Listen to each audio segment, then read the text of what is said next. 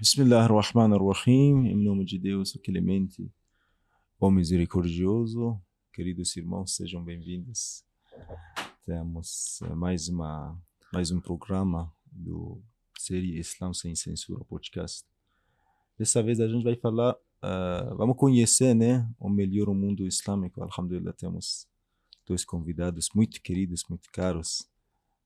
Haj Nasser Khazraji, que é o diretor do Centro Islâmico do Brasil, e também Haj Batista, um querido muçulmano conhecido pela comunidade. Sejam bem-vindos, que Deus abençoe vocês. Antes de eu esquecer, eu queria fazer uma pergunta. Sim. Senhor, você fez Hajj, né? Você Sim. já realizou a peregrinação. Certo. Conta um pouquinho para nós como foi aquela viagem. Bom, primeiro, você conseguir esse privilégio, né, essa graça que Deus te dá de realizar o Hajj já é de maior gratidão, né? Então, Sem dúvida. Primeiro agradecer a Allah subhanahu wa ta'ala, Deus Todo-Poderoso, por ter me dado essa oportunidade. E segundo, falar que é a realização de todo o muçulmano ele alcançar esse privilégio, né, essa graça de você conseguir a peregrinação e o Hajj.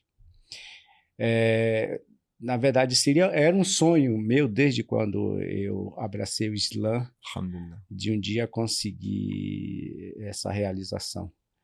Então, em 2015, né, no ano de 2015, nós conseguimos, graças a Deus, faz muito tempo realizar. Que você então fez. Sim, faz muito tempo. Faz 7 anos, mas parece que foi ontem, né? Porque está tudo na minha cabeça, parece que eu estou ainda na peregrinação.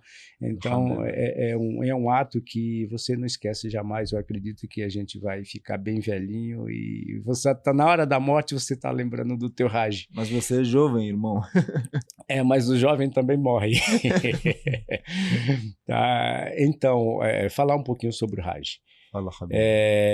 Na verdade, quando você sai e você entra no avião com aquela ideia que você vai visitar a casa onde o profeta Abraão, né, onde o profeta Abraão criou, que aquilo ali chamava a tenda de Abraão, que foi a primeira casa, né, que Abraão construiu para os monoteístas. Então, as pessoas rezavam ali naquela tenda para Deus subhanahu wa ta'ala.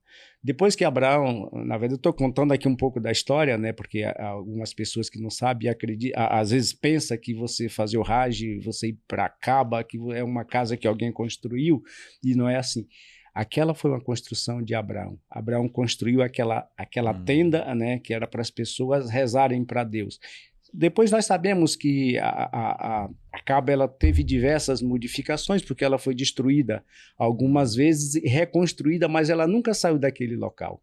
Entendeu? Mesmo. Então aquele local é o local sagrado no qual Deus enviou o anjo, né, para Abraão e falou: constrói aqui a tua casa de oração. Desculpa, irmão, interromper sua fala. Tem um dito que fala: o Kaaba, Casa Sagrada de Deus, foi construída como símbolo da religião monoteísta. Muito bem, muito bem. Então, bem esclarecedor isso daí. Então, quando você entra no avião que você fala, eu vou visitar a Casa Sagrada, né? Aquela onde Deus enviou a pedra fundamental para você ter a ligação entre ele e Deus e o homem, né? Então, você já entra no avião e fala assim, eu vou visitar aquele local. E você chega no local e você vê aquele monumento. Na verdade, assim, a ideia que você tem, antes de você visitar a Kaaba, a ideia que você tem que é um terreno simples, uma área qualquer, e não é assim.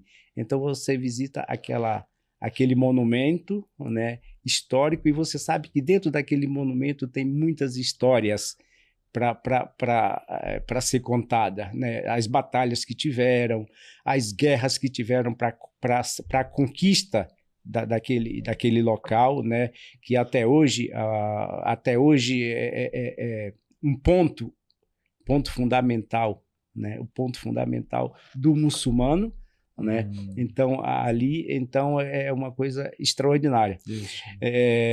Você chega, você visita e você tem aquela conexão. Você fala assim, eu estou conectando direto com Deus aqui, entendeu? Você fica em volta da Caba, faz a peregrinação, se dá as 7 voltas em redor dela, você não para de rezar, você não para de agradecer, você também não para de pedir, né? Porque nós estamos muito pidão, né? Então a gente está sempre pedindo a Deus, porque quando você chega ali, é como se você tivesse batizado. Os seus pecados estão perdoados, serão apagados os seus pecados e você está limpo. Então, se você está limpo perante a Deus, então você vai pedir para Deus, você vai agradecer a Deus.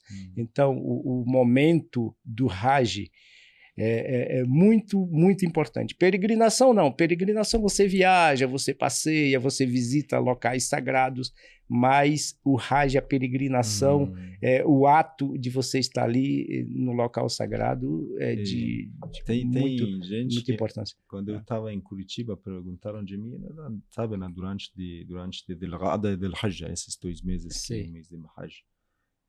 Perguntaram sobre essa viagem e eles achavam que é uma viagem de turismo para visitar os locais. Não, é uma viagem religiosa, uma viagem para realizar uma prática, que é conhecido Hajj, né? É um dos pilares do Islã, né? Um dos pilares do Islã. Então, não é... Que Deus aceite Hajj. Que Deus aceite, né? O nosso Hajj. Inshallah, se Deus quiser. Mas, infelizmente, eu ainda não realizar, eu tenho muita vontade. Às vezes as pessoas pensam, não, todos os sheikh, eles são Hajj, mas não é assim, porque para você ir no Hajj não é condições financeiras. Depende muito de visto, depende de... então não é assim. De repente você tem o desejo, todos têm o desejo de ir, mas você não alcançou ainda pelo fato de você não ter um visto, as condições. Geralmente os sheikhs jovens como eu, de 20 e pouco anos, 30 anos, ainda não chegou a vez deles. Eu, como sou mais velho, né, já tenho 60 querido, sempre você chega a essa conclusão, porque Hajj, por favor. Sim. A gente estava indo para São Bernardo, irmão querido Haj Nasser deixou um comentário muito, muito interessante, que a primeira experiência de publicar um livro aqui no Brasil, irmão querido Haj Nasser tem alhamdulillah, tem uma publicação muito abençoada, na verdade. Temos muitos livros. Os melhores livros do mundo islâmico foi publicado pela publicação dele. Sim. Ele estava contando a primeira experiência deles era publicar um livro conhecido Islã, seus princípios. Por favor. Inclusive que o Haj Batista também tem um papel e uma boa participação, né, nessas obras. Olha, que bom, hein? Que bom. Bem, em primeiro lugar, obrigado pelo convite. Salam alaikum aos ouvintes, a todos os irmãos, que a paz e a bênção de Deus esteja com todos. Eu acho que é algo privilegioso, né, para qualquer pessoa poder participar tanto em alguma atividade, em alguma ação, ou em a realização de um sonho que seja pela causa de Deus e seja para a satisfação de Deus, né? Então, o Haj Batista realizou o Hajj, foi um sonho, né? Foi uma coisa que ele talvez nunca tenha imaginado, né? Uma viagem espiritual, uma viagem que leva a pessoa para um outro nível. Sim, eu acho que é um progresso, né? Para a vida espiritual de qualquer um. Nada pode substituir o Hajj. A pessoa pode ser a pessoa mais devota do mundo, a pessoa pode fazer as melhores e as melhores ações do mundo, mas o Hajj ele sempre vai permanecer tendo aquele espaço e aquele fruto e aquela consequência que apenas lá, naqueles dias, naquele momento, naquele espaço, a pessoa pode chegar, pode sentir e pode saborear, né? Allah fi bayt rabbikum. Com certeza. E tem uma bela, e uma das as coisas mais belas que a gente aprende no Hajj é essa belíssima mensagem islâmica, a gente vê como ela se espalhou pelo mundo inteiro. Hoje, com mais de 2 bilhões de muçulmanos, depois de 1.400 anos da revelação da mensagem islâmica, existem quase 2 bilhões de muçulmanos espalhados no mundo inteiro, de todas as etnias, raças, nacionalidades, línguas, culturas, cidades. Não há nenhum país no mundo que não haja um muçulmano. E eu acho que isso, com certeza, é graças a sinceridade. Primeiro, é a vontade de Deus, porque é a vontade de Deus que prevalece. E segundo, a sinceridade que a gente chama de ikhlas, né? Do nosso querido profeta, o qual estamos vivendo aí os dias do seu nascimento, essa semana, né? Que parabenizamos a toda a nação islâmica pelo nascimento do profeta Muhammad. Verdade. E a qual nós, como muçulmanos, temos a obrigação de levar os seus ensinamentos por onde vivemos, especialmente em países de maioria não muçulmana, né? Até mesmo em países, em comunidades onde há uma comunidade muçulmana significativa, mas especialmente em países ocidentais, onde as pessoas desconhecem, não conhecem a vida desse grandioso homem que infelizmente acaba sendo oprimido, né?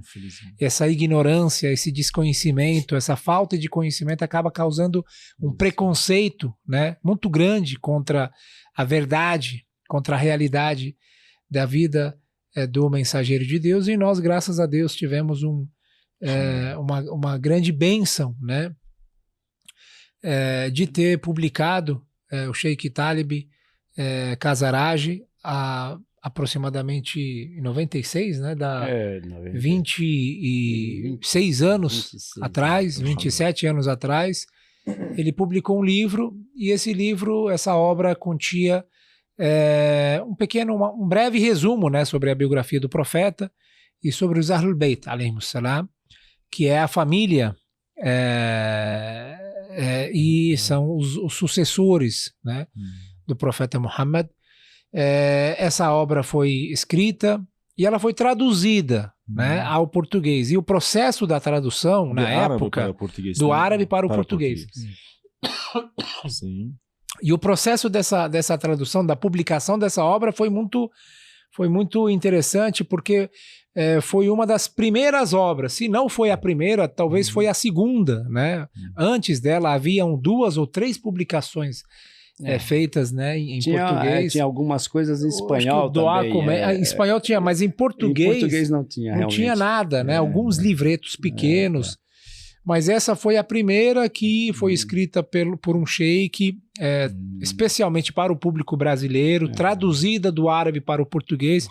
E eu estava lembrando agora, vindo para o estúdio, com o nosso querido sheik, o Haj Batista, o processo, né, que levou a gente a traduzir.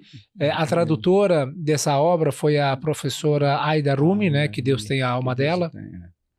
Ela era palestina, né? Ela era palestina, cristã, e graças à tradução desses livros, ela testemunhou a Shahada em público. Exatamente.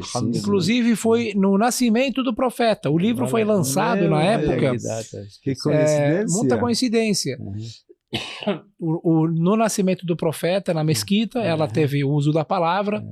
Ela falou da satisfação e alegria que ela teve na tradução dessa obra e o quanto essa obra iluminou o coração dela, que ela viu um sonho, né, sendo visitada pelo profeta, enfim, ou ela tendo esse contato com os imames, né, não lembro exatamente o conteúdo do sonho, mas ela teve um sonho, né, e, enfim, ela declarou o islamismo, e isso foi o auge, né, da satisfação e da realização que ela viveu. Bem-aventurada. Muito, muito, que Deus tenha a alma dela. E esse livro foi uma experiência, para mim, exemplar. porque realmente foi escrito em momentos muito difíceis na época, não tinha e-mail, não tinha internet, não tinha... Era um negócio de fax. Imagina, 23 anos atrás. Há 26 anos atrás, 96, 98. Eu acho que não tinha celular, era tudo telefone de linha, era né? tudo telefone de linha, não tinha celular, então a gente tinha que levar o livro até Diadema, né, onde ela morava. E era um sobrado, então a gente subia na casa, deixava, e depois ela falou, voltem daqui a um mês. A gente voltava um mês depois. Ela tinha anotado. Exatamente. Aí ela anotou anotava as dúvidas que ela tinha, porque alguns termos em árabe são muito difíceis. Então a gente ia numa outra vez com o sheik, ficávamos lá das 9, 10 da manhã até umas 6, 7, 8 horas da noite. Às vezes passava um dia. Eu lembro que uma vez eu voltei com o Raj Batista, lembra da Caravan? Ah, sim. Né? 3 horas da manhã. 3 horas da manhã e a gente ainda levou uma multa. Peguei a multa no semáforo, não esqueço nunca. 3 horas da manhã. Passamos no semáforo vermelho. Passamos no semáforo vermelho. Porque 3 horas da manhã ninguém para, né? Exatamente. Fomos multados. Fomos multados. Mas, a experiência que ficou... não dorme. Não dorme, exatamente. Deveria ser liberado. Mas a experiência que fica, o trabalho, o que facilita, o que faz a gente gostar de ter feito esse trabalho realmente foi aquilo que a gente sempre fala, pela causa de Deus. A satisfação de Deus. Quando a pessoa faz algo pela causa de Deus, pela satisfação de Deus, para agradar a Deus e não as pessoas, então as dificuldades se transformam em um sabor, não apenas são retiradas. Elas não apenas se transformam em um alívio, mas sim elas são saboreadas, sabe? Parece que é um trabalho sem dificuldade, a pessoa não consegue saborear, não consegue... Então, o trabalho foi concluído depois de alguns anos, graças a Deus, a primeira edição, segunda edição, e a terceira edição desse livro foi publicada agora, recentemente, graças a Deus, né? E foi um grande sucesso. Pode passar na tela podemos agora colocar aqui na tela para os queridos. É um livro que esse. Esse é a terceira edição do livro Islã, História e Guardiões. Princípios, Práticas, História e Guardiões. Esse livro hoje é o livro mais completo sobre o Islã em português. Graças a Deus. Está tendo uma ótima aceitação, muita gente está adquirindo, elogiando, tirando suas dúvidas. E eu acho que é muito importante a gente valorizar, né, o conhecimento, porque o conhecimento é a base de tudo, né, Sheik? Sem conhecimento, o ser humano não avança, fica parado, ou às vezes até volta, né, para trás, né? E desculpa, mas interromper, mas onde é que a gente pode adquirir esse livro? O livro está disponível no portal Arresala, né? Tanto nas redes sociais, as pessoas podem acessar a Arresala, no Instagram ou pela lojaislamica.com.br. Na edição, né? A gente pode passar embaixo da tela. Ah, da tela, tá. Então aí as pessoas vão ver. E é um livro que está sendo, na verdade, vendido a preço muito razoável, né? Não para ser comercializado e ter uma margem de lucro, né? Mas sim uma comercialização simbólica, né, para que esse trabalho da tradução e de publicação de livros possa ganhar força, possa ter continuidade, porque afinal de contas tudo é custo, né? Tradução é custo, edição é custo, diagramação, publicação. O livro está em acabamento excelente, capa dura, papel bonito, plastificado. Tem artes, tem desenhos, né? E o livro tá, eu acho que R$ 49,90, sabe? Um livro desse tem 670 páginas. Olha. 670 páginas de muito conhecimento, muita informação, muito rodapé. Uma coisa muito interessante nesse livro, que não havia na segunda edição e nem na primeira, é que todos os termos árabes, nomes, locais, tudo foi explicado. Porque o público brasileiro, afinal de contas, ele não conhece, ele não está muito familiarizado, né, com nomes, com cidades, com regiões, né, daquela Essa época, cultura, né? com a cultura, né? Não conhece. Então, qualquer nome, por mínimo que ele seja, ou até mesmo o nome de um livro, foi explicado. Por exemplo, o livro Mafatih Jinan. Mafatih Jinan, quem é muçulmano sabe, As Chaves do Paraíso. É uma das obras mais importantes, né, para o muçulmano, mas talvez muitos não conhecem, né? Então, explicar de quem é essa obra, quando foi publicada, qual que é a importância dela para o muçulmano. Isso foi uma das nossas preocupações para que se possa ser um livro bem... bem aceito, né? Bem aceito, inshallah. Alhamdulillah. Inshallah, vamos deixar um link, né, do site para as pessoas poderem acessar o site e conseguir adquirir esse livro, que R$40 é muito pouco. Sim. Muito pouco. Sim. É aquilo que eu falei, a gente não... a nossa intenção, né, na produção de livros e na venda de livros, realmente é a continuidade do trabalho. De 96 para cá, esse foi o primeiro livro. De 96 para cá, a editora, a Ressala, com as orientações e a supervisão do Sheikh Talib, já traduziu mais de 150 livros. 150. E desses 150 livros, aproximadamente 100 foram publicados em grandes volumes, né? 1.000, 2.000, 3.000 unidades, e grande maioria distribuídos de uma forma gratuita entre as mesquitas, entre os centros islâmicos, universidades, professores. E graças a Deus esse trabalho continua, né? Através da venda desse livro, nós conseguimos uma fonte e um sustento para que possamos dar continuidade, né, inshallah, a esse trabalho. Assim. Sim. Manda livros gratuitos para todos os centros, mas sempre esquece trazer para Sheikh Mahdi. A gente tá aqui, estamos... isso é uma falha nossa, pedimos desculpas, mas é você que manda, né? O que vocês quiserem. É só você ir lá e carregar os livros. Quando é enviado para o Centro Islâmico, normalmente também tem que tirar o primeiro livro já do Sheikh. Isso aí já é garantido. Sim, com certeza. O primeiro já é do Sheikh. Então, tudo bem. Que Deus abençoe vocês. Sejam bem-vindos. E eu queria puxar o tema, o assunto um pouco para lado do mundo islâmico, sabem, hoje em dia, nesses dias, faz 2 semanas, temos uma bagunça, né, na mídia, nos sites, né, sobre o que aconteceu aqui lá no Irã, né, que é um país islâmico. Eu queria pedir de vocês, irmãos queridos, em primeiro lugar, você, querido Haj Batista, e também Haj Nasser, para explicar um pouquinho para as pessoas que vão ter esse trecho, vão ter esse corte do vídeo, o que está acontecendo? Qual seria na verdade atrás? Esse é um assunto muito delicado. Assuntos assim, para quem tem um conhecimento bem aproximado da realidade. Na verdade, assim, eu sou brasileiro e acompanho o Islã e sou muçulmano há mais de 20 anos.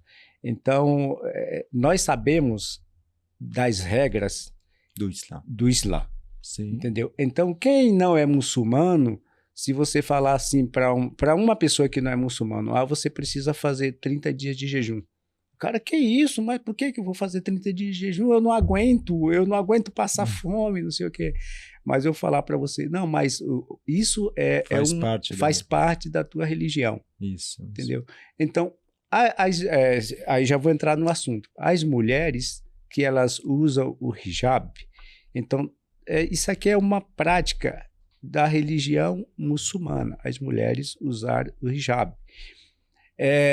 Todos os países que a gente fala assim, país islâmico, né? País islâmico, como a Arábia Saudita e outros países aí, as mulheres, elas se cobrem com o véu, que faz parte do vestimento da mulher. entendeu? Mas tem alguns países que eles colocam assim como além de ser uma obrigação da mulher usar o hijab, usar os vestimentos da mulher muçulmana, o hijab também faz parte desse vestimento. E alguns países colocam também como uma regra, né? E no Irã não é diferente. Mas se você também for para a Arábia Saudita, qualquer país, as mulheres também elas vão se vestir daquele jeito. E elas sabem que desde quando elas estão nascendo, crescendo, que aquilo ali faz parte do vestimento da mulher. Mas alguns países, ou algumas... na nova geração, na verdade, as mulheres que elas acham que elas precisam de uma liberdade e que esse véu está tirando um pouco da liberdade dela. Então, o Haj Nasser, que nasceu no Irã, ele convive com os iranianos, viaja sempre para o Irã, então ele é uma pessoa, para mim, mais adequada para falar desse assunto. Eu acho que, assim, não, você favor, falou... Desculpa, antes de começar, explica um pouquinho, deixa uma introdução, depois... Sim, eu ia falar, na verdade, a introdução que o Haj Batista deu foi muito importante para a pessoa ter uma visão, né, de como funciona o islamismo, né, como funciona a vida de um muçulmano. O muçulmano ele tem um código de vida, né, o islamismo ele é a prática do seu dia a dia, ele tem alguns mandamentos que devem segui-las ao longo de toda a sua vida, né, ligadas à sua vestimenta, à sua bebida, à sua alimentação, seus relacionamentos, comércio. É um modo, é um estilo de vida islâmico. Né? Além da religião islâmica. A religião islâmica representa o estilo, o modo islâmico de viver. Né? E como muçulmanos ou muçulmanas, nós temos que tentar ser o mais fiel possível para este modo. Estando em um governo, vivendo num país muçulmano ou não. Estando vivendo numa sociedade muçulmana ou não, o dever de um muçulmano é seguir o mais fiel possível às suas regras. Bem, o muçulmano que vive numa sociedade islâmica, é lógico, ele vai ter o privilégio de contar, né, com o apoio institucional e do Estado com a prática da sua doutrina e da sua religião. Né? Aqueles que vivem em países não muçulmanos, eles vão ter que, como se dizem, né, cada um por si, né? E eles vão ter que se organizar, tem mesquitas, tem instituições, centros islâmicos, eles vão tentar se adaptar, vão estar ali sempre presentes na mesquita e com certeza, acima de tudo, o fiel ele tem que se empenhar ao máximo para poder sempre estar seguindo, né, as regras islâmicas onde ele estiver. Né? Sobre a questão do que acontece no mundo muçulmano, especialmente no Irã, nessas últimas semanas, eu acho que está acontecendo uma grande confusão, né? As pessoas imaginam que aquilo é algo imposto de uma forma injusta por um Estado contra as mulheres, sendo que não é. Eu acho que em qualquer sociedade deve-se respeitar o que a maioria, o que a nação, aquele povo optou em seguir, e o sistema do seu Estado. Né? Sim, no Irã nós sabemos que é uma república islâmica. Depois de 79, quando houve a Revolução Islâmica, optou-se pelo regime e pelo sistema islâmico de governar aquele país. Portanto, as leis e as normas e as regras que são aplicadas, que são seguidas nesse país, são extraídas do Alcorão, são extraídas dos ensinamentos do Islã. Portanto, deve-se respeitar, né, essa escolha da grande maioria, né? Não lembro quanto foi, mas eu acho que foi uma coisa recorde, né, na época, quando 98, foi feito... 98%. 98% na época, quando foi feito o referendo... na nação islâmica, deles optarem pelo sistema islâmico ou não, 98% do povo iraniano optou pelo Estado Islâmico, pelo sistema.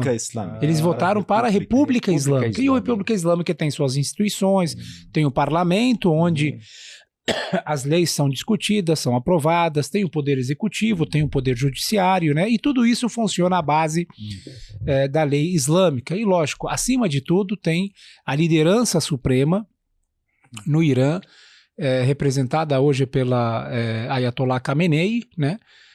Que ele supervisiona, ele orienta e dá as linhas gerais para o Estado. O que tem que ser colocado em consideração é que essa questão é uma lei.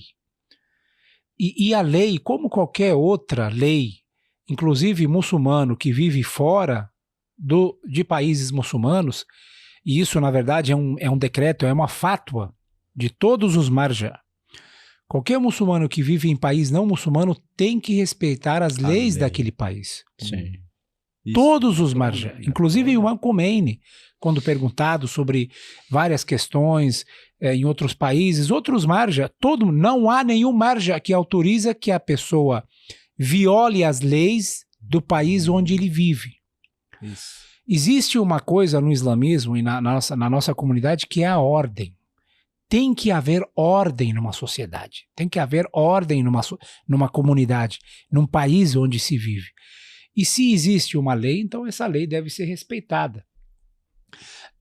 A lei do hijab, a lei do véu, é uma lei que existe no Irã. Não tem como, assim, dentro do sistema atual, dentro do contexto islâmico que existe a República Islâmica e o país estabelece essa lei, continua, deve permanecer, mas lógico, o Estado ele acaba flexibilizando. Em público, ninguém tem que infringir essa lei, mas existem muitos lugares privados, até clubes, locais onde as pessoas, o Estado, a comunidade em geral não tem acesso. As mulheres não usam véu, eles têm aquela liberdade que eles têm, e até mesmo dentro do país, né? Eu, agora, nessa minha última viagem que eu fui, eu percebi que o uso do véu não é tão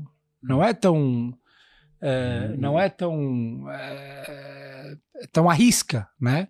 Tem muitas mulheres que deixam o véu cair na rua e a polícia não fala nada.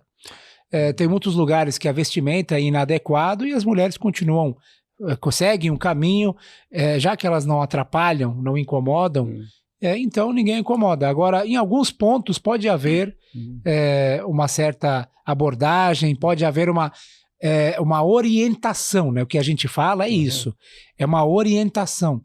A polícia e o Estado não deixa de exercer a sua função. Tem que exercer a sua função. Na verdade, só para deixar bem completo na sua fala, a colocação, introdução que o irmão Haj Batista deixou, bem precisão aí, direto, graças a Deus. E como funciona? Que na verdade o que aconteceu? Levaram ela, tem um espaço que são dispostos algumas orientações, como o Haj Nasser falou, alguns conselhos. Infelizmente, aquele momento, como a gente pode na verdade, encontrar no filme... Desculpa, fala. Antes de cortar o senhor, eu acho que assim, o processo começou, desculpa cortá-lo, com essa orientação, né, que a pessoa dá na rua mesmo. A primeira abordagem é orientar a pessoa. Caso a pessoa tenha uma certa resistência ou acaba desacatando a autoridade, isso aí se chama desacato à autoridade. Quando a pessoa chega e fala que não quero saber, não sei o que, isso aí se chama... E desacato à autoridade é crime em qualquer lugar, aqui mesmo no Brasil. Se a polícia chega e te aborda e você responde de uma forma agressiva, se você não respeita o policial, você acaba preso. Não aceita acaba ordem, sendo conduzido... E você tem que ser conduzido até a delegacia e você vai ter que responder e você vai tomar um chá, como é que fala? Chá de mesa? Chá de não sei o quê, fica lá 6, 7 horas. Chá de cadeira. Chá de cadeira. Lá no Irã não é diferente. É lei, é regra, tem que ser respeitada. E foi isso que aconteceu, né, Sheik? Ela foi abordada na rua, Isso, a moça, mas, né? A infelizmente, falecida. nós, na verdade, pedimos a Deus que tenha a alma dela, né? Com certeza, foi uma Falecida, coisa muito triste, né? menina muçulmana, né? Uma moça jovem, com Moça 22 jovem. anos. Na verdade, deu dor para o nosso coração também. Somos muito tristes, mas, infelizmente, Mas eu acho aconteceu um sincope, né, nesse processo de orientação. E tá aparecendo. A gente não pode passar agora, porque tenho que pesquisar. Mas ela estava andando e uma vez aconteceu um sincope, uma parada, né? Uma parada cardíaca. E ela morreu. Então, desculpa. Mas então é um fato que está sendo esclarecido. Só que as pessoas tem que ser investigado. Antes de ter esse esclarecimento, as bem pessoas no mesmo dia, é muito interessante. Bem no mesmo dia, o presidente da República Iraniana estava na outra cidade. Sim. Quando percebeu isso, quando foi informado, mandou uma mensagem que vocês têm que pesquisar o que aconteceu, investigar e deixar bem claro para o povo. Isso é que o Irã fez. Inclusive o próprio presidente do parlamento, eu acho que ligou para a família. Isso. O chefe de polícia ligou. Então, foi uma questão muito... Algo que não acontece, olha, em nenhum lugar do países mundo. ocidentais não acontece. Aqui no Brasil, só para dar esse exemplo, aqui no Brasil aconteceu, eu acho que foi o ano passado, o caso de um pedreiro que foi abordado pela polícia rodoviária. Eu me lembro desse caso. Você lembra desse caso? No estado de Sergipe, né? Foi o pedreiro Genival, né? Eu acho que foi o pedreiro Genival. E esse cara foi torturado. Foi colocado atrás, no carro da polícia, fecharam a porta e por ele ter ele se salvou, colocou o pé para fora. Tentou se salvar, conseguiu colocar o pé para fora e o carro e a porta do capô do carro dele não fechou totalmente. Colocaram aquele gás. Nossa, eu vejo aquela cena lá, Batista. E eu falo que, mesmo assim, com tudo isso que aconteceu, aquele cara foi morto daquela forma, ele morreu, perdeu a vida. Meu Deus. Perdeu. Por quê? Estava dirigindo sem capacete. Olha, ele estava sem capacete, dirigindo sem habilitação, de chinelo. Foi abordado pela polícia daquela forma grosseira, violenta. Foi morto, foi executado. Isso é sem dúvida. Foi executado. E o presidente da República não fez nem questão de ligar para a família. E ainda... A família recebeu essa semana uma carta da Polícia Rodoviária Federal multando o cara por 4 multas. Por ele ter dirigido sem capacete, por ele ter dirigido de chinelo, recebeu uma multa de 1.800. Ou seja, além deles não terem arcado com os custos dessa tragédia, nem com o velório, nem com o enterro, nem ter indenizado a família, nem ter pedido desculpa por ter feito aquele absurdo, ainda mandaram uma multa. Olha, cara de pau.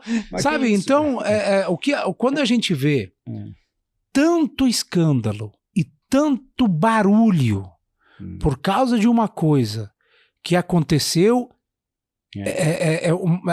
uma coisa que aconteceu lá no Irã, uma fatalidade que poderia ter acontecido em qualquer lugar do mundo. Não estou falando com razão. Essa moça que morreu no Irã pode ter apanhado, pode ter acontecido alguma... Pode ter. Vamos investigar. Se alguém realmente fez isso, tem que ser punido. Mas pelo que aparentam as investigações, não aconteceu nada disso. Ela chegou bem para a delegacia, saiu da van, entrou no salão. Na sua adolescência, ela teve uma operação de... E agora parece que descobriram. Agora o laudo do médico legista descobriu que quando ela tinha 8 anos, fizeram uma cirurgia no cérebro. E isso criou alguns distúrbios para essa moça. Criou alguns distúrbios e a família tinha... A família dela tinha omitido.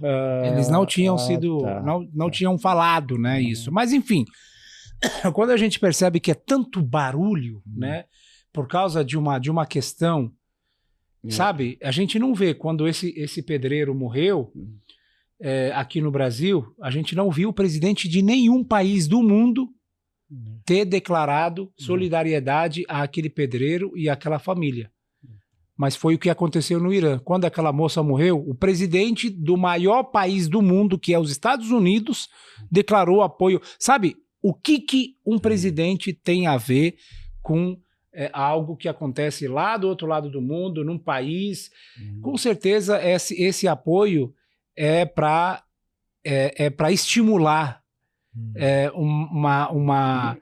um certo protesto contra o Estado, contra o regime, contra o governo, que é totalmente independente da política americana, independente da política ocidental, e isso é o que estimula, né, a mídia a fazer tanto barulho por uma coisa que acontece,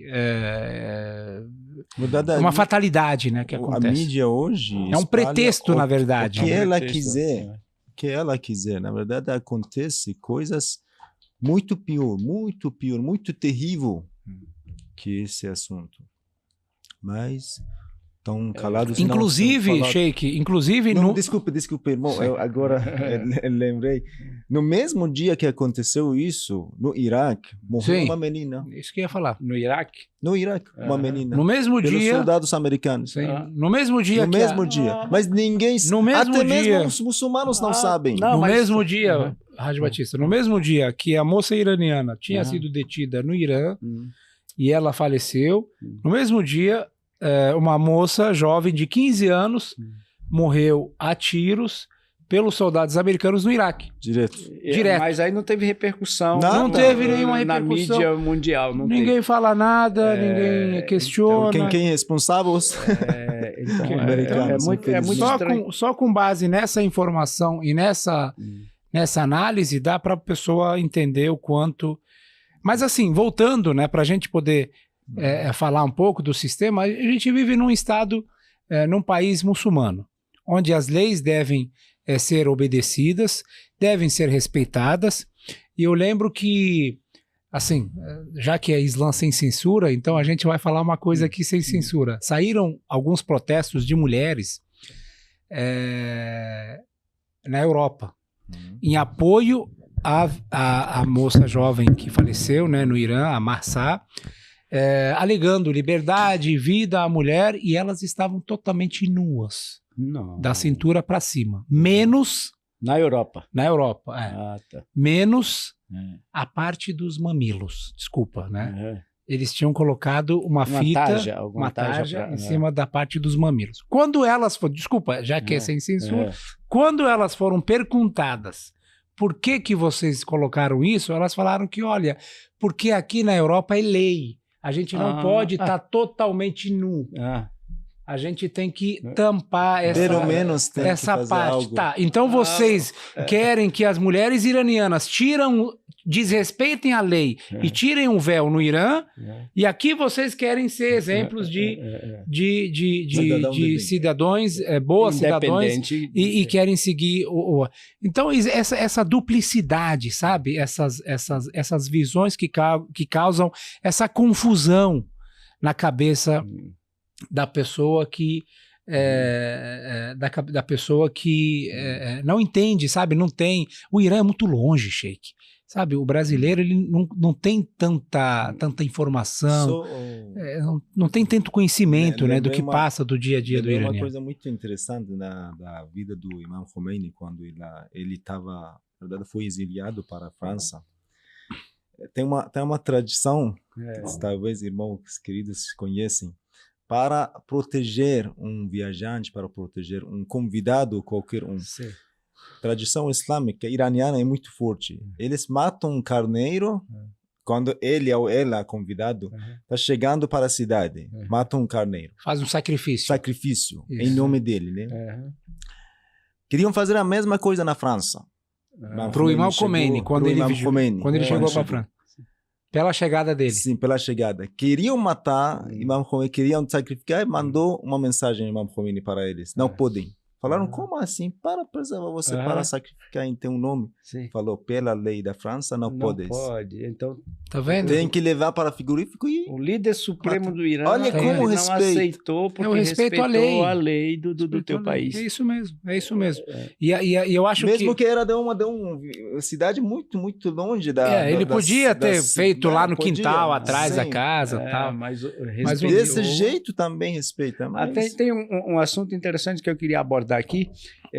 Eu conheço alguns amigos meus que eles moram no Irã. Se o Irã fosse tão ruim assim, eles não queriam viver lá. E eles estão lá e eles não querem mais voltar para o Brasil. Pois é. E outra história, uma vez eu estava escutando no Fantástico aquela Glória Maria, né, que é uma repórter bem antiga do Fantástico, e foi perguntado para ela todos os países do mundo que ela já conheceu, qual desses países ela gostaria de morar, de viver, e ela citou o Irã. Interessante. Sim. Agora as pessoas que estão ouvindo a gente acham que esse pessoal falando do Irã, o Irã é o país das maravilhas, é o país... Não, o Irã também tem os seus problemas, como qualquer outro estado, como qualquer outro país. O melhor país do mundo, o mais rico país do mundo, o mais evoluído, o mais intelectual, o melhor, ainda tem problemas. Qualquer país tem as suas dificuldades, seus problemas. Só que o que a gente fala é que essas questões são questões internas, devem ser tratadas pelo povo por meio dos meios legais e por meio das instituições ligadas a aquele Estado, né? E que a gente chegar e opinar de fora, alguém chegar e falar que eu não acho legal isso, não acho bonito aquilo, é uma falta de consideração e respeito para com a cultura e a opção daquele povo por viver daquele modo. Isso. Eu sou brasileiro, vivo aqui no Brasil, e nós sabemos que quantas barbaridades não acontecem aqui no nosso país a cada momento. Agora que nós estamos conversando aqui, quantas mulheres já devem ter sido torturadas, quantas mulheres já está sendo até morta. Cada 16 minutos. Pelos seus eu ouvi que a cada 8 minutos, Então, eu ouvi uma vez, a cada 8 minutos morre há um feminicídio, no Brasil. Né? É uma coisa muito triste. É uma coisa muito triste, né? O preconceito, infelizmente, contra os negros, a diferença de classes, moradores desabrigados, tanta injustiça. O Brasil é um país muito rico, Sheik. É um Brasil extremamente rico.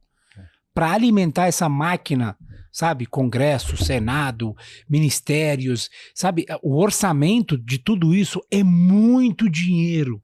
Não falta dinheiro no Brasil. Se o senhor passar lá no centro, tem um tal de... Sim. Já passou lá? O impostômetro. Diz que todo ano o Brasil recolhe mais de uma coisa, trilhões de reais. É uma máquina que fica girando assim, mostrando quanto está gerando de girando. dinheiro. No Brasil, às vezes eu penso, eu fico triste, meu coração aperta quando a gente vê um pobre na rua, quando a gente vê uma pessoa passando fome, quando a gente vê na televisão que tem pessoas que ficam na fila simplesmente para tirar 200, 300 reais, de benefício. Sabe? Pessoas que não têm escola, não têm vagas, não têm creche, alguma dificuldade, hospitais lotados, problema de segurança. O maior problema, acho que é isso. Todos segurança. Os locais públicos, todos os locais públicos de São Paulo e cidades, outros estados com certeza, tá sendo habitada por pessoas que não têm onde morar. Estão morando aquelas tendazinhas que eles montam que não cabe nem uma pessoa em pé. Eles entram sentado ou de costas, que eu já vi entrando naquelas tendazinhas que está servindo de moradia. Não, imagina uma família, se fosse da República que fala que não tem miséria, não tem fome, não tem nada aqui nesse país. E isso é muito triste, porque não deveria ter isso no Brasil. Eu acho que se existisse um pouco mais de sinceridade, um pouco mais de dedicação, um pouco mais de desejo de realmente ajudar e fazer um plano, porque isso aí é um problema de Estado. Sim, é claro. Isso aí é um problema público. Não é dar 200 Não reais, é um problema de pra você dar uma comida Não é ou dar isso. 200 reais. Não, essas pessoas precisam de vida. Eles precisam de uma vida. Eles precisam de uma vida, de uma assistência, de um apoio, de um acolhimento. Problema. Essa pessoa que fica na rua causa insegurança para a sociedade toda. Sim. Ela causa problemas de sanidade, porque ela não tem onde fazer as necessidades, vai fazer lá mesmo. E isso vai refletir para a sociedade. Com certeza. Ela pode causar outros problemas também. Insegurança, enfim. Tudo isso tem que ser... tudo Agora, isso tem que ser falado. E o Brasil é um país que poderia ser exemplo, maior exportador de alimentos do mundo. O Brasil, Sheik, é o maior exportador de alimentos do mundo. Para mim, o Brasil... Não deveria ter fome aqui. Não deveria. Mínimo. Não deveria. O mínimo. Eu conheço bastante aqui do meu país, do Brasil, e realmente o povo não deveria passar fome nem necessidade aqui no Brasil. Agora eu vou te fazer uma pergunta, Rajendra, você que viaja sempre para o Irã. Existe esse povo morando na rua no Irã, em tendas, debaixo de viaduto? Todos os lugares do mundo existem, só que a porcentagem disso no Irã, eu vou te falar, é mínima. Mínima, quase não. Na minha cidade, onde eu cresci, mínima. nunca vi alguém. Nunca viu. Na minha cidade, nunca vi. Você está vendo? Eu vi por mais ou menos 17 anos. Quantos habitantes, uma cidade mais no ou norte, menos? nunca vi. Quantos habitantes, mais ou menos, tem da tua cidade, Cher? Mais de 1 milhão. Mais de 1 milhão? Uma cidade com cidade grande. Imagina uma cidade aqui no Brasil com 1 milhão de habitantes. Quantos moradores de ruas, quantas pessoas abandonadas Uma não das tem? primeiras coisas que eu na verdade, estou aqui com minha família, que a minha esposa achou muito, muito estranho. É isso aqui em São quantidade Paulo. De moradores de rua e Somente pessoas necessitadas. Quando você sai do aeroporto, vai para o centro de São Paulo, Mucabe, não, e tem lugares muita que... gente que, infelizmente... Eu acho, temos um dito do profeta Muhammad, esse dito, na verdade eu vou mencionar um dito do profeta, do Imam Ali alayhi salam, o primeiro sucessor do profeta, é um dito do profeta. O Imam Ali alayhi salam, um dos últimos conselhos que deixou para seus filhos, ele teve 2 filhos abençoados, Hassan e Hussein, Imam Hassan e Imam Hussein. Neto do profeta, filho do Imam Ali. Filho do Imam Ali. Porque Imam Ali se casou com a filha do profeta. Certo. Falou para eles, Kuna lid-dalimi khasma wa lil-madlumi auna. Sejam inimigos dos opressores e amigos dos oprimidos. Sim. Uma outra palavra do profeta Muhammad é muito interessante. Fala, não oprimem outro e não aceitam a opressão. Não aceitam. Não oprimem o próximo. Mas também não aceite ser Não aceite ser oprimido. Olha, eu acho que eu acho, segundo o islamismo, cada um merece uma vida digna. Claro, todo mundo merece. Todo mundo merece. E eu acho que o que falta no Brasil e o que falta é a pessoa, os brasileiros, nós, cidadãos brasileiros, as pessoas que vivem aqui, faltam reivindicar, cobrar, lutar pelos direitos. Por que tem que ter tanto desperdício? Por que tem que ter tanto dinheiro jogado fora quando não tem abrigos, quando não tem moradias, quando tem pessoas que moram em situações extremas, quando tem pessoas, hospitais e centros médicos cheios, pessoas esperando mais de 1 ano para fazer um exame, sabe? Um exame de ressonância que é urgente, que tem que fazer agora porque tem que identificar um câncer. Daqui a 1 ano você não sabe onde está esse câncer, talvez já se espalhou, já era. Então, falta desejo, falta mais o brasileiro escolher melhor seus representantes. Sabe, eu acho que esse ano ainda estamos aí nas eleições, né? Não quero fazer propaganda para ninguém, mas a questão de você escolher melhor seus representantes, você colocar uma pessoa boa, honesta, uma pessoa que realmente pensa no povo, uma pessoa que não apenas usa isso como um chamado para ganhar votos, né? Uma pessoa que possa realmente fazer leis que ajudem o Brasil, que ajudem o cidadão e que estejam do lado do oprimido. Sim, eu tava assistindo uma palestra de um grande sábio. Ele falou que a mídia passa, por exemplo, nesse caso do Irã, para que o povo de cada país esqueça seu próprio problema. Olha, faz 2 semanas todo mundo está falando sobre esse assunto, esquecendo dos seus próprios problemas. do seu próprio país. Sabe? Como a realidade do nosso país aqui também. Por favor, finaliza com... Não, eu não vou nem poema. Poema, cadê o poema? Então, eu gosto de escrever poemas e como eu gosto de escrever poemas, agora que nós estamos na época do nascimento do profeta Muhammad sallallahu alaihi wasallam. Podemos, claro, devemos. Ele é. Exclusivamente tem um CD que tem... Sim, ele tem um CD. Interessantes dele. O CD nós fazemos algumas composições. Reflexões do Haj Batista. Na verdade, só para falar um pouquinho sobre esse trabalho, eu escutava muitas músicas árabes, né? Eu vivi 15 anos na mesquita e escutava anashid, né? Que são canções em árabe. Eu não entendia, né? Nada. Quase nada ou nada. Eu falei, mas por que eu não vou fazer alguma coisa nesse tom que seja em português, na minha língua? E eu acabei, sim, fazendo um disco, um CD que é muito bonito, quem tem oportunidade de... Por favor. Tem lá no meu canal do YouTube, que é Muçulmano Haj Batista, você pode escutar também, você pode adquirir também o nosso CD no Arresala, né, no site. E o poema que eu escrevi sobre o profeta, olha aí, que legal, olha aí. Reflexão, Haj Batista. É isso aí. Muito bom. O trabalho que eu fiz. Haj Nasser está aqui. Muito amor. Não te esquece nunca. Não esquece, né, Haj Nasser? Eu falei pro Haj Nasser, eu fiz o Haj, tive o prazer de viajar com ele, e eu falei para ele que eu sou a mala dele. Não, que é isso. Então, onde ele vai, ele tem que carregar essa malazinha do lado. Eu tive esse prazer de te acompanhar nessa viagem. Então, o poema que eu escrevi foi assim. No ano 571, o ano do elefante, raiou a luz da humanidade, nasceu o profeta Muhammad. Foi na cidade de Meca onde tudo começou. Nasceu, cresceu e viveu, ali também se casou.